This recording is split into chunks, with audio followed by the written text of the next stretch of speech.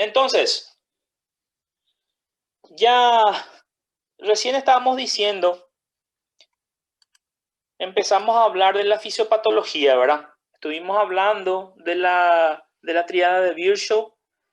Nuevamente mencionamos, ¿verdad?, que la embolia, tromboembolismo pulmonar, tiene que ser sí o sí considerada una complicación de las trombosis venosas profundas, ¿sí? Y teniendo en cuenta eso, nosotros dijimos también, o tenemos que saber que cuando ese trombo, cuando ese coágulo se desprende de las piernas, va a viajar por la circulación.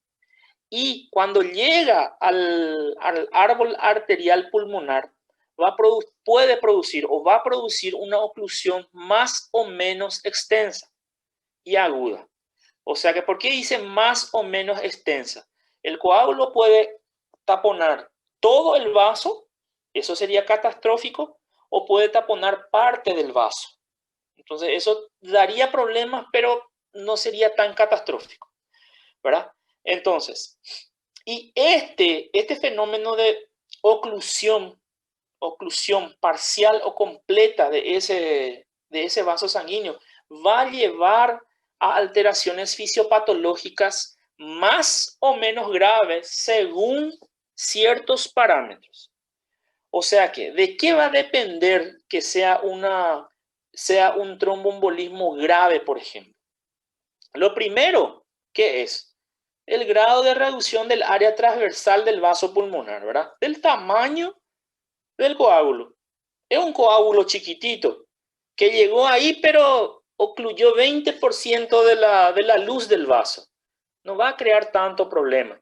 Pero si es un coágulo más grande que ocluye 80-90% de la luz del vaso, ese sí va a crear mucho problema. Ese va a ser más grave. La gravedad del caso también va a depender de los mecanismos compensadores, por ejemplo, la vasoconstricción pulmonar hipóxica, ¿sí? Vasoconstricción pulmonar hipóxica, ¿verdad? Y también de la liberación de sustancias de origen plaquetario que está relacionado. Más o menos así, si un vaso sanguíneo, que está conectado con un alveolo, este es el vaso sanguíneo, ¿sí? Y este es el alveolo. Este vaso sanguíneo está acá bien cerca del alveolo. El alveolo está recibiendo aire constantemente. Pero justo este vaso sanguíneo depende de un tronco más grande que está taponado. Entonces, este vaso sanguíneo no está teniendo sangre para hacer intercambio de gases con este alveolo. Entonces, ¿qué va a pasar con ese vaso sanguíneo? Él se va a contraer. Más ou menos como que, para que eu vou estar aberto se eu não tenho sangue dentro de mim e eu não vou poder fazer intercambio de gases? Entonces él se cierra. Eso también está relacionado un poquito con las sustancias de origen plaquetario que son liberadas por el coágulo mismo, o sea que la presencia del coágulo dentro del vaso. Coágulo, ¿qué quiere decir? Montón de trombocitos, ¿verdad? De plaquetas, de eritrocitos, de fibrina. Entonces, esos trombocitos, esas plaquetas que están formando el coágulo, ellos van a liberar unas sustancias, y esas sustancias, ¿qué es lo que van a hacer? Van a empeorar el problema. ¿Por qué? Porque van a producir vasoconstricción. Y además de eso, también van a producir un cierto grado de broncoconstricción, empeorando la dificultad respiratoria del paciente, ¿sí? Y la tercera cosa que va a determinar también si es grave o no el cuadro del paciente es el estado de reserva cardiopulmonar previa, ¿sí? Eso se entiende como que es diferente que una persona saludable, sin problemas patológicos previos del corazón y del pulmón, tenga un tromboembolismo, que una persona ya de edad, que ya tenía un corazón debilitado, que ya fumó mucho tiempo, que tiene un poco de EPOC. Entonces, ¿quién va a tener un cuadro más grave? Por supuesto que esa persona que ya tiene un problema del corazón y de pulmón. O sea que el estado cardiopulmonar previo también importa muchísimo. ¿Está bien? Entonces, acordarse siempre, acordarse bien, ¿de qué depende la gravedad de un tromboembolismo pulmonar? Depende pueden poner, de dos formas pueden poner este primer ítem. Pueden poner el tamaño del coágulo o pueden poner el grado de reducción del área del vaso sanguíneo, del área transversal del vaso sanguíneo. Las dos cosas significan la misma cosa. Entonces, el segundo punto, mecanismos compensadores, vasoconstricción pulmonar hipóxica y liberación de sustancias plaquetarias. Y el tercero, estado cardiopulmonar previo del paciente. Esas son las tres cosas entonces que importarían para decir si el tromboembolismo va a ser grave o no. Bueno, ¿y qué es lo que sucede cuando ocurre una obstrucción de los vasos sanguíneos por un tromboembolismo? Yo quiero que ustedes así, cuando ustedes leen estas cosas, ustedes tienen que ubicarse y tienen que razonar, porque esto no es para, por así decir, para memorizar, porque ustedes tienen que entender qué es lo que está sucediendo. Entonces, imagínense un poco, llegó un coágulo, ¿sí? Primero, ¿cuál es la vía de circulación de la sangre? La vía de la circulación de la sangre sale del corazón izquierdo, va a la periferia, ¿verdad? Ese es el sistema arterial, la circulación sistémica, ¿verdad? Corazón izquierdo, aorta, va a todos los tejidos. Ese corazón izquierdo lleva sangre arterial, ¿verdad? Sangre a ser utilizada, el oxígeno y los nutrientes. Entonces, cuando esta sangre llega a los tejidos, ¿qué es lo que sucede? Por medio de los capilares, ¿verdad? Es extraído el oxígeno de la circulación, ¿verdad? Para que los tejidos puedan ser utilizados. Entonces, esa sangre sin oxígeno ya se transforma en sangre venosa. Esa sangre venosa va a venir por las vénulas, después van a venir por las venas más grandes y van a llegar ¿dónde? Al corazón derecho, ¿sí? El corazón derecho tiene que agarrar esa sangre venosa y ¿dónde tiene que mandar? Al pulmón. ¿Para qué? Para oxigenar nuevamente. Y del pulmón tiene que pasar otra vez al corazón izquierdo y así hace la circulación, ¿verdad? Entonces, ¿qué es lo que sucede?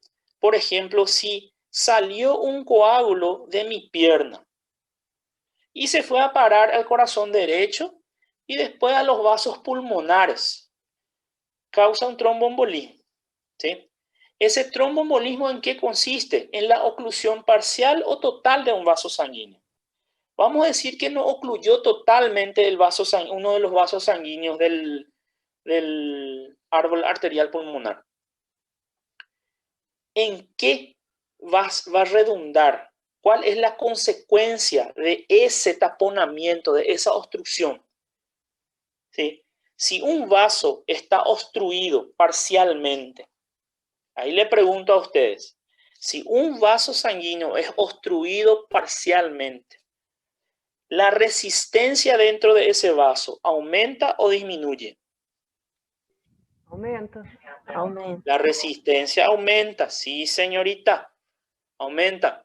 Si la resistencia dentro de ese vaso sanguíneo aumenta, ¿sí? ¿La presión dentro del vaso aumenta o disminuye? Aumenta. Aumenta. Entonces, si dentro de los vasos pulmonares está aumentado la presión, el corazón derecho tiene que hacer más o menos esfuerzo para mandar la sangre. Más. Más esfuerzo. Sí, señores. Sí, señores. Ese es el motivo por el cual el corazón derecho puede llegar a una disminución de su gasto cardíaco e incluso a llegar a una insuficiencia cardíaca derecha. ¿Sí? Si él no consigue empujar... Hola. Isso causaria uma hipertrofia do ventrículo direito? Sí, va a causar una hipertrofia. Justamente a eso vamos. ¿Sí? Entonces, el corazón derecho, como tiene que hacer mucho más fuerza de lo normal, ¿verdad? ¿Qué es lo que va a pasar con sus paredes? Sus paredes se van a distender un poco porque hay más cantidad de sangre ahí que no está pudiendo pasar. Y además de eso, por la intensa fuerza que tiene que hacer, entonces se hipertrofia también la pared, ¿verdad? Entonces, si hay más presión dentro del ventrículo derecho, su pared está un poco más aumentada, está más grande el corazón derecho. ¿Qué pasa con el tabique? ¿Qué pasa con el tabique que está entre el corazón derecho y el izquierdo? Se rompe. No se rompe. Se desplaza, mas se desplaza. Se desplaza, chicos. ¿Se desplaza hacia dónde? ¿A la derecha o a la izquierda? A la izquierda. A la izquierda. A la izquierda, y eso hace que se comprima el corazón izquierdo. Entonces el corazón izquierdo, que ya está luego sufriendo por falta de sangre adecuada que viene del pulmón, entonces el corazón izquierdo también va a sufrir en la hora de cargarse y de vaciarse. ¿Por qué? Porque va a estar siendo comprimido por el corazón derecho. Entonces este corazón izquierdo no puede empujar la sangre con la presión adecuada. Entonces vamos a tener hipotensión arterial. ¿Sí? Y si tenemos hipotensión arterial sistémica, entonces vamos a tener una hipoperfusión en los tejidos. O sea que no va a llegar la cantidad suficiente de sangre en los tejidos, por consiguiente no llega oxígeno suficiente a los tejidos empiezan a sufrir y entonces entramos en un colapso llamado shock hemodinámico. ¿Se entiende? Esse é o mesmo do choque hipovolêmico ou não? Não, né? Seria também? Dale. Más o menos así. Solamente que en este caso, ¿qué es lo que va a pasar? El corazón izquierdo va a querer empujar la sangre. Él no va a tener un corazón derecho molestándole.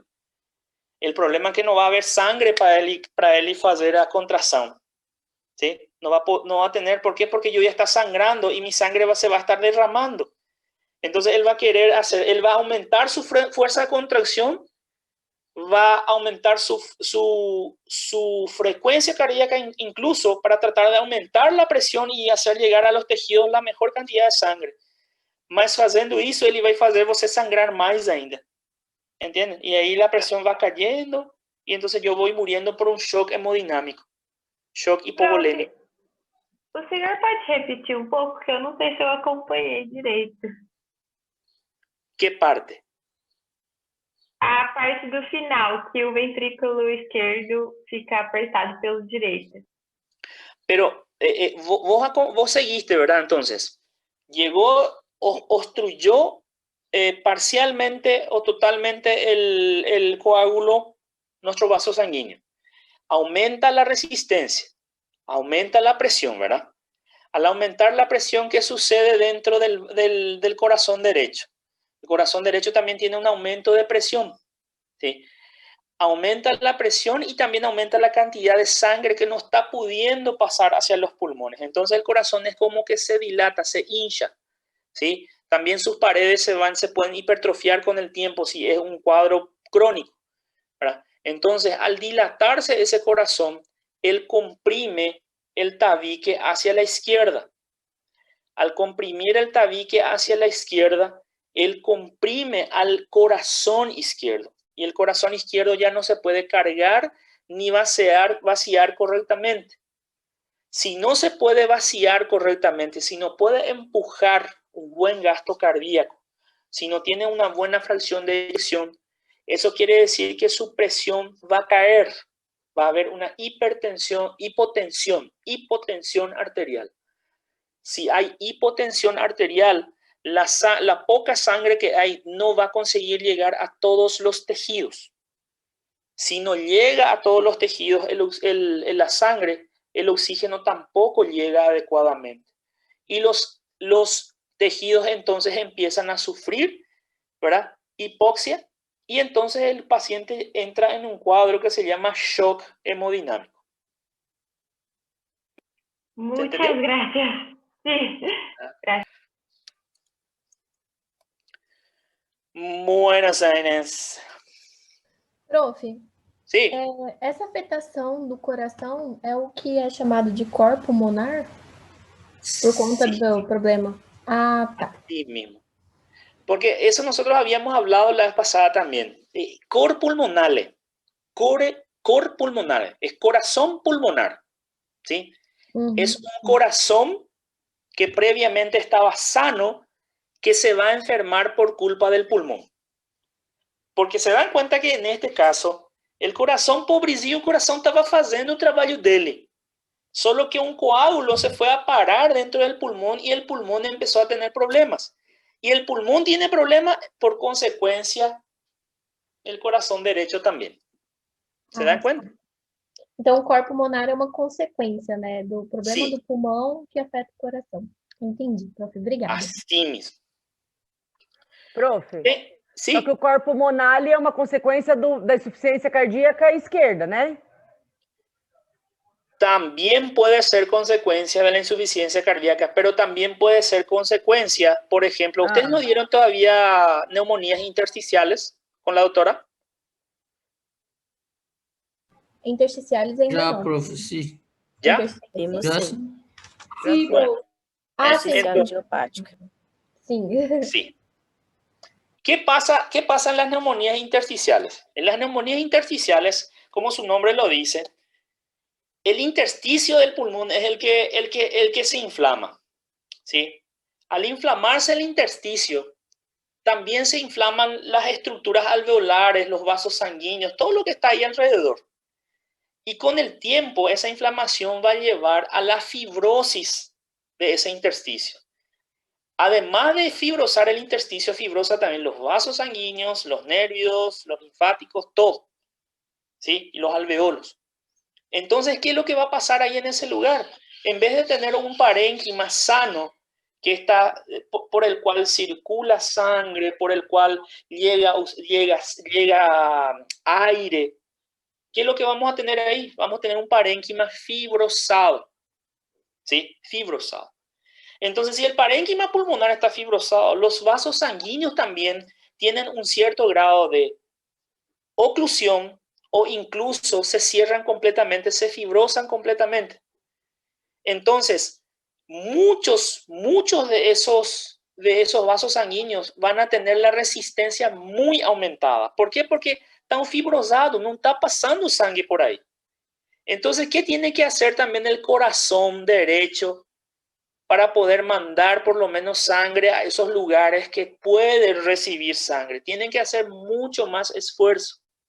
Y al hacer mucho más esfuerzo, se va a hipertrofiar y con el tiempo también se va a dilatar y también se va a volver insuficiente, ¿sí? Eso también es un cor pulmonar por fibrosis pulmonar. ¿Está bien? Tá bem, prof. Graças. Dale, prof. Gracias. Legalmente no consigo ver la pergunta del chat. Não sei. Prof, eu mandei uma pergunta, eu fiz antes, nas outras aulas, tipo um esquema do que acontece, e tem partes que eu não sei se está certo. Eu posso enviar para o senhor ver se está certo? A ordem do que acontece? E mandame depois, porque todavía não terminamos acá, ¿sí? Sim, é que é dessa parte. Eu coloquei assim, o trombo ele tem o efeito hemodinâmico e o efeito mecânico. Sim. O efeito mecânico é a oclusão, que diminui diretamente a passagem de ar e de sangue, né? É. Aí o efeito hemodinâmico é pelas plaquetas, aí tem os fatores plaquetários e os fatores inflamatórios. Sim. Aí o plaquetário faz vasoconstrição, que também diminui o ar e o sangue.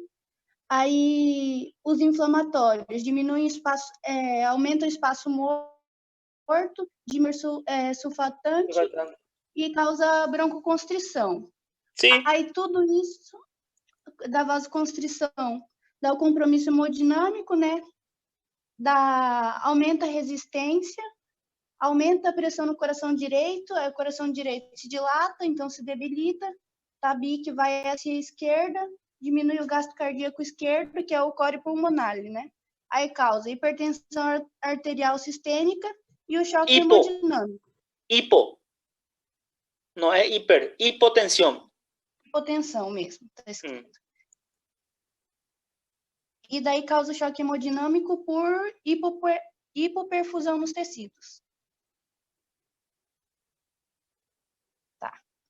Joinha. Graças. Te adelantaste algunas cositas que vamos a decir enseguida. Bueno, entonces, tener en cuenta también, gente, que hay que tener en cuenta en la formación, porque nosotros ya estamos relacionando el tromboembolismo pulmonar con las TBP, ¿verdad? Entonces, cuando se está formando la trombosis venosa, principalmente de las piernas, en los primeros 7 a 10 días, cuando se está formando ese coágulo es más blando, ¿sí? En los primeros 7 a 10 días es más friable, dice. Entonces, como es más blandito, más friable, se puede romper más fácilmente. De ahí que nosotros podemos llegar a la conclusión que si yo estoy haciendo hoy, estoy empezando a hacer coágulos en mis piernas, ¿sí? En los próximos 7 a 10 días, yo tengo mucho más posibilidad de hacer tromboembolismo pulmonar, porque en los próximos 7 a 10 días, mi coágulo va a ir creciendo y a medida que crece, está todavía blando, ¿sí? Al pasar esos 10 días, el cuerpo otra vez se va a encargar de ir eliminando ese trombo que se formó, ¿sí? Y si no se elimina ese trombo que se formó, ese trombo se va a empezar a pegar por la pared, se va a adherir a la pared de la vena, ¿sí? Es como que se va a ir endureciendo y va a ser más difícil después que se rompa, ¿sí?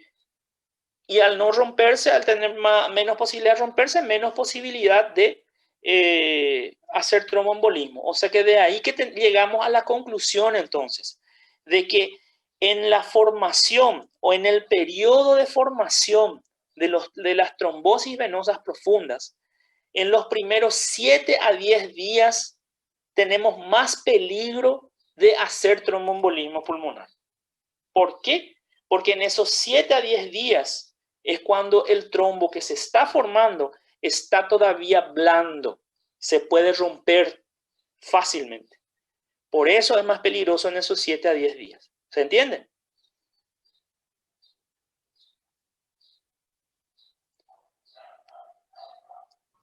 Sí, profe. Sí, profe. Chapo. Entonces, cuando el émbolo alcanza, si es que ese trombo se rompió, se va a transformar en un émbolo, ¿verdad? Se rompe y pasa a la sangre. Empieza a circular. Si ese émbolo alcanza el lecho arterial pulmonar y tapona un vaso, entonces va a desencadenar lo que la compañera estuvo diciendo, que ella ya hizo su resumencito, ¿verdad? Va a desencadenar una serie de fenómenos que van a obedecer, por un lado, al efecto mecánico de la oclusión vascular. ¿Qué quiere decir efecto mecánico? Que algo se fue y trancó un vaso sanguíneo, ¿sí? Ocurrió un fenómeno mecánico, algo cerró algo, ¿sí? Y por otro lado, también va a haber la liberación plaquetaria de sustancias broncoactivas y vasoactivas. Lo que le estábamos diciendo hace rato, ¿verdad? Cuando el coágulo llega, cierra el vaso sanguíneo total o parcialmente, ¿quiénes van a liberar sustancias? Las plaquetas. Las plaquetas liberan ciertas sustancias. Esas sustancias van a hacer que el vaso que ella está taponando más o menos se cierre más todavía, y además de eso las sustancias también van a hacer que los bronquios se contraigan, produciendo más dificultad respiratoria en la persona. ¿Sí? Profe, ¿Sí? só um pouquinho do slide anterior, eu não consegui, fiquei até lendo agora para ver se fluía. Quando fala que logo o trombo se resolve, eu não Sí. entendo essa parte. Se resuelve por fibrinólisis, o sea que después de los 10 días, tu cuerpo, si vos estás formando coágulos en las piernas, en los primeros 7 a 10 días vos tenés mucha posibilidad de que ese coágulo se rompa, ¿verdad? Porque está todavía friable y está todavía blando. Pero después de esos 10 días, el cuerpo mismo ya va a empezar a querer destruir ese trombo, ¿sí? Por eso dice, luego el trombo se puede resolver por fibrinólisis, ¿sí? Va a haber fibrinosis. Entendi. O corpo é um mecanismo de defesa. Exactamente, va a tratar de eliminar ese coágulo que se formó. Y si es que no elimina completamente ese coágulo, entonces ese coágulo se va a adherir a la pared, va a endurecer por la pared y va a ser mucho más difícil que se rompa. ¿Está bien? Por eso podemos concluir que siempre en los primeros 7 a 10 días de la formación de la trombosis venosa profunda es cuando más hay posibilidad o más hay peligro de que haya un tromboembolismo pulmonar. Tá? Graças. Prof, mas é muito difícil a gente descobrir essa formação de trombo até os 10 dias, né? Sí. Pero tenés que tener en cuenta, la mayoría de las personas es asintomático esta cuestión de la trombosis venosa profunda. Pero muchos tienen síntomas, algunos tienen síntomas, malestar, un dolor, un hinchazo de un lado, parece que está más sensible, vos apretás la pantorrilla y duele, más o menos así, ¿entendés? Sí, gracias, profe.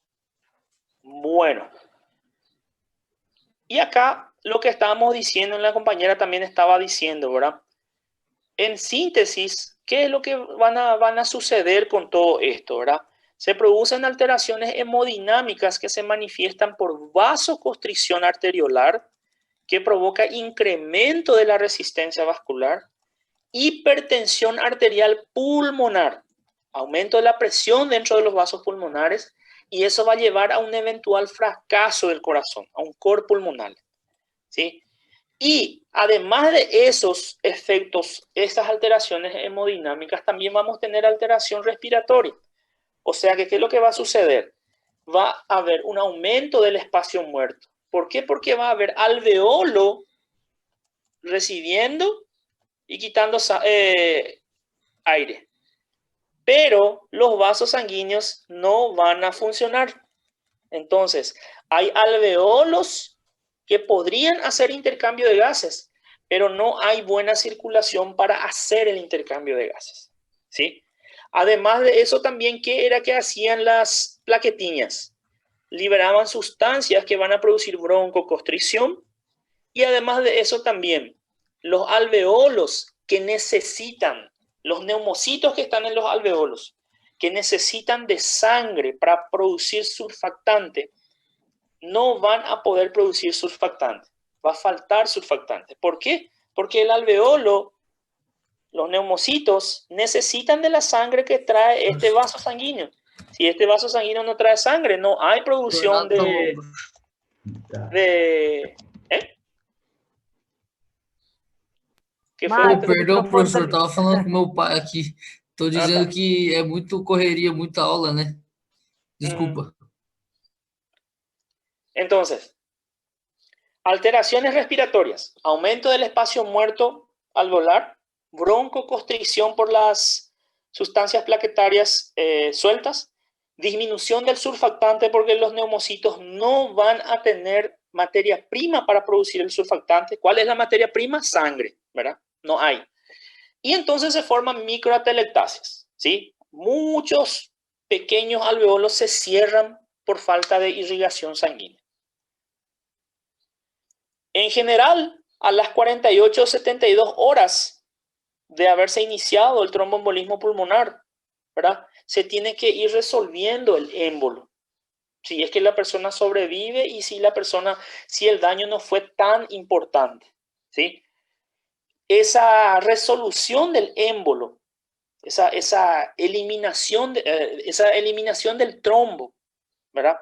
Que estaba creando el tromboembolismo, se puede completar en 2 a 4 semanas. En un mes, teóricamente, se tiene que eliminar ese coágulo por el cuerpo. Pero hay una amplia variabilidad individual en la forma de resolverse en émbolo. O sea que de una persona a otra, yo puedo resolver rápido mi émbolo, la otra persona resuelve con menos velocidad o no resuelve, ¿sí? ¿De qué va a depender que la persona pueda resolver rápidamente, su cuerpo destruya rápidamente el trombo o no? la antigüedad y composición del émbolo, por ejemplo. ¿Sí? Si el émbolo que vino era un pedazo de un coágulo viejo, entonces el coágulo ya está duro, más difícil es de eliminar rápido. ¿Sí? Si la composición, ¿verdad? Por así decir, es un elemento, es otro elemento que no sea solamente coágulo, también es más difícil eliminar. ¿Sí? El grado de fragmentación del coágulo que está taponando. Si es un coágulo entero, grande, es más difícil eliminar. Pero si se fragmentó, si hay pedazos nomás, eso es más fácil eliminar. Y también el estado pulmonar, cardiopulmonar previo de la persona y la actividad fibrinolítica, ¿verdad? Si la persona tiene mucha actividad para hacer fibrinólisis o no. Un porcentaje considerable de pacientes presentan alteraciones de la perfusión pulmonar después de 6 meses. O sea que mucha gente hace un tromboembolismo pulmonar y en 6 meses todavía tiene síntomas. En pocos casos los émbolos no se resuelven y es posible entonces el desarrollo de hipertensión arterial pulmonar crónica. ¿Sí? O sea que algunos pacientes tienen el coágulo no se eliminó, se quedó ahí taponando parcialmente y eso hace que de forma crónica la presión dentro del pulmón siempre esté alta. Y si está siempre alta dentro del pulmón la presión, entonces el corazón también siempre va a tener que hacer más fuerza. Y entonces es un corazón que con el tiempo puede fallar.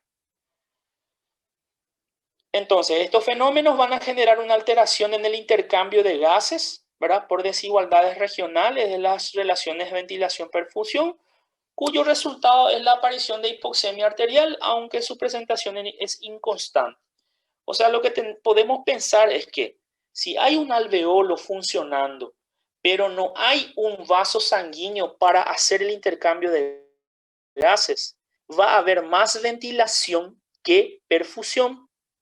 ¿Sí? O sea que va a haber más gases dentro del pulmón y no va a haber tanto intercambio de gases. ¿Sí? Entonces, si no hay intercambio de gases, ¿qué quiere decir eso? Que el CO2 se está reteniendo y el oxígeno no está entrando. No está saliendo CO2 ni está entrando oxígeno. Si no entra oxígeno, entonces hay hipoxemia. ¿Sí? No se oxigena correctamente la sangre. Y si no se oxigena correctamente la sangre, los tejidos van a sufrir después con el tiempo. ¿Está bien?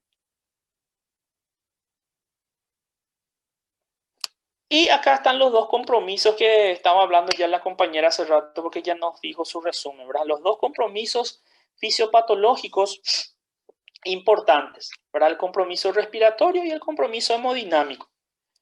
¿A qué se refiere el compromiso respiratorio? Que hay un segmento que está recibiendo aire, pero no hay intercambio de gases, no se está perfundiendo.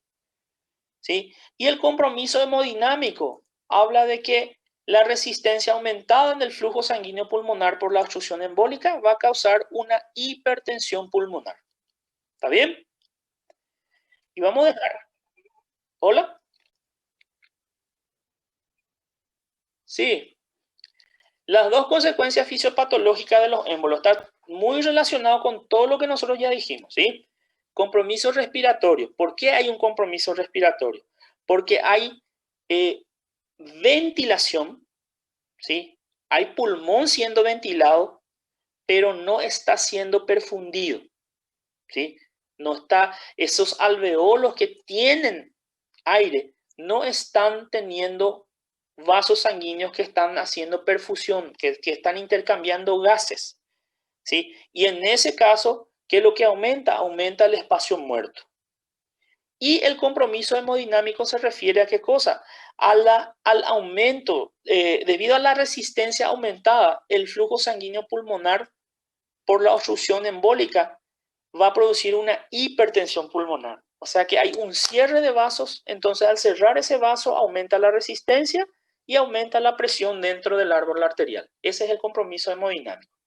¿Está bien? João?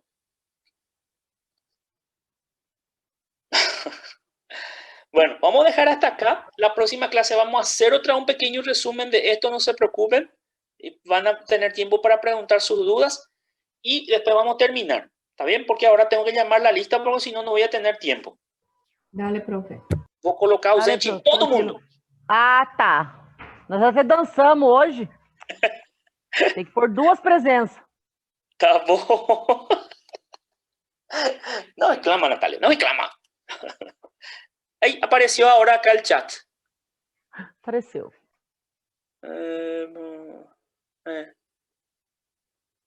Ah, qué gafe, dice. Bueno. Hoy es el 25, ¿verdad? 26 ya. 26. Ana Paula Abreu. Presente. Alexander Sidney.